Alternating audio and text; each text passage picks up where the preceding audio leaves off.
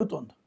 నిజంగా ఒకనాటి పోలీస్ అధికారుల తరహాలో ఉంటే లేదా మీడియా బాధ్యతగా ఉంటే ఇవాళ ఈ సంఘటనలు ప్రాథమిక దశలోనే కంట్రోల్ చేసేవాళ్ళు.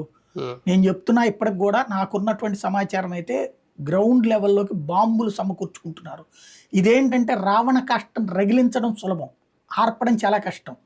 70లలో ప్రారంభమైనటువంటి రావణ కాష్టాన్ని ఆర్పడానికి 2004 నుంచి 2007 దాకా వేటాడాం మీడియాగా.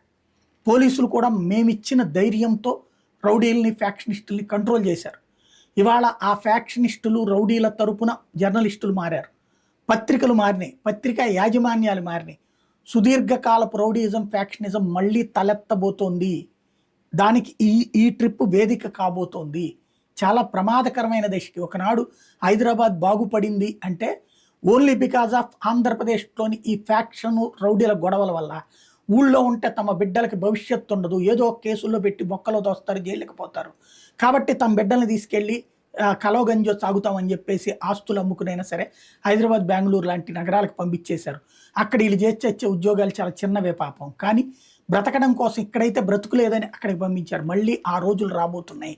ఊళ్ళు ఖాళీ చేసే రోజులు, మొత్తం సర్వనాశనమయ్యే రోజులు వస్తాయి. ఇదంతా ద్వేషంతోనా లేదంటే ఒకరి మీద ఒకరికొన్న కోపంతో ఏదైనా ఒక కొత్త హింస సృష్టించి ప్రయోజనం పొందాలని రాజకీయ పార్టీలు అనుకుంటున్నాయి? రెచ్చగొట్టిన పవన్ కళ్యాణ్, రెచ్చగొట్టిన చంద్రబాబు ఫలితం ఇది.